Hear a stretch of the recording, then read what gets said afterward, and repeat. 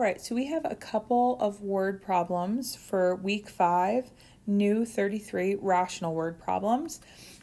These are pretty specific. I wouldn't go out looking for word problems that are rational word problems. I would stick to these couple that you see to study for, any type of quiz or final that you're going to have in here. So let's practice these, and then you can work on a couple on your own, and you will be all set for this course. All right, so Michael took 5 hours to drive 245 miles on the turnpike. At the same rate, how many hours will it take him to drive a distance of 392 miles? This is a good one for your own real life as well, but this is really based in a proportion. So I always like to set up my proportion while it's one extra step. I'm going to do hours on top, miles on the bottom. Okay, and I always just do like an arrow. So it took him 5 hours to go 245 miles. That's going to equal this new scenario. So old scenario, new scenario. So in this new scenario, at the same rate, how long will it take him to drive 392 miles? So the 392 they gave you is miles. So if you set this up for yourself, it makes it very, in my opinion, obvious where it goes, because 392 miles has to go down here because it has to go with the miles. All right, and then you're looking for this. If we don't know what something is, it's a question mark. It has to be an X.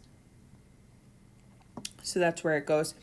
We cross multiply this because anytime we have 3 things and we're missing the 4th, it becomes a proportion. We cross multiply. We get 245 X equals 392 times 5, which is 1960. We divide both sides by 245. And we get 8. So again, context of the problem, because we're working in word problems, we really want to make sure A, it makes sense for the context of the problem, and B, it's possible, and that A, I didn't make a mistake.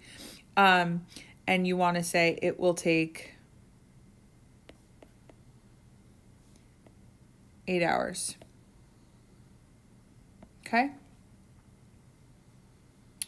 A woman who is 5 feet tall casts a shadow that's 8 feet long.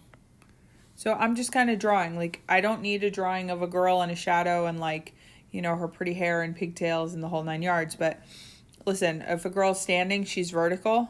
There she is. And her shadow's on the ground. There it is. Her shadow's a little bit longer, right? At the same time of day, a building casts a shadow that's 72 feet long. So the shadow is 72 feet long. The shadow should be on the ground. How tall is the building? Again, the building's going to be vertical. How tall is the building? So right there, you can see your proportion. It becomes very easy to see what lines up with one another. When you set it up, your shadows have to be together. So your shadows have to be on the bottom together or the top together. It really doesn't matter, but they have to be together. So if you want to set it up this way, you can. If you want to set it up this way, you can. But notice either way, the shadows are together.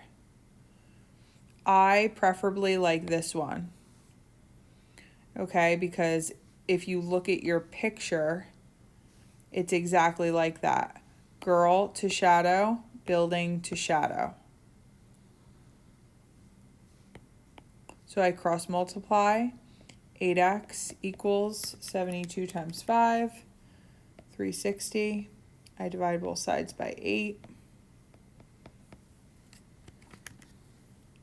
And I get 45. So you can say the building is 45 feet tall.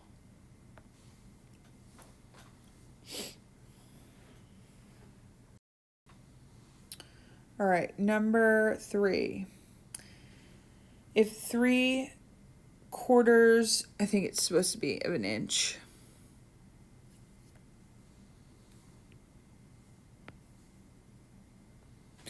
On a map represents an actual distance of 20 miles, how long is the distance represented by 4 1/8 inch on the same map? All right, so you want to think about this one. Map, real life. Okay, so 3/4 on a map is 20 miles in real life. So how long is the distance represented by 4 1/8 on a map? So that's going to be X in real life. All right, so how long is the distance represented? They give you the map, right? They give you the map. It's in inches. Inches is map, think fake. Miles is real life. Notice how inches go together and real life goes together. You're going to cross multiply and then solve. So 3/4 X will equal 4 1/8 times 20.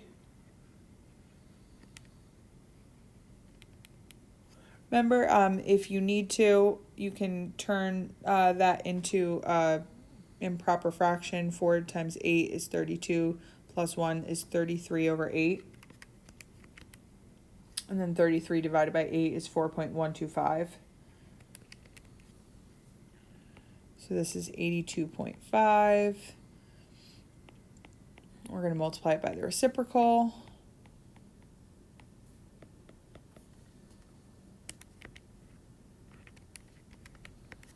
And we're going to get 110. And that is, so the distance is 110 miles. All right, last one. This one is a good one, but it's a little bit, I don't know. It's kind of, there's a lot to it. Robert can sort a huge stack of mail on an old sorting machine in 9 hours. His brother, Carlos, can sort the same amount of mail using a newer sorting machine in 8 hours. How long would it take them to do the job working together? Express your answer in hours and minutes, round to the nearest minute. So here's the deal. All of these problems where you have two people working apart and then together are going to be the same thing. So Robert can do it in 9 hours. Carlos can do it in 8 hours. How long could they do it together? That's what it's going to look like, excuse me, every time. So you just kind of have to get used to that. 1 over the first person plus 1 over the second person equals 1 over the unknown of them working together. Now, this is going to be solved very similarly to what we just did. So we're going to do 9 times 8 times x. 9 times 8 times x, 9 times 8 times x. We're going to see what cancels. The 9 and the 9, the 8 and the 8, the x and the x. And what do we have left? Well, we have 8x plus 9x equals 72. So we have 17x equals 72. Divide by 17, divide by 17, we x equals. Now, here's the tricky part. This gives us 4.235. You want to take it out to about 3 places. This whole number is the number of hours. So it's going to be 4 hours and something. Now, this is going to be the fraction or the decimal equivalent of the minutes, but that's like of the minutes. So it's going to be like 0.235 of an hour. So it's 0.235 of an hour. So 0.235 of 60 minutes.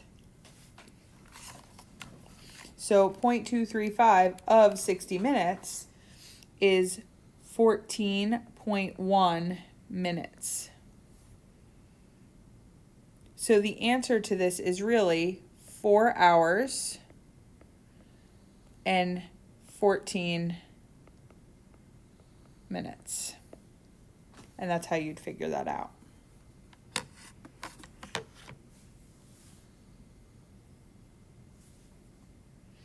All right, good luck figuring these out. Let me know if you have any questions.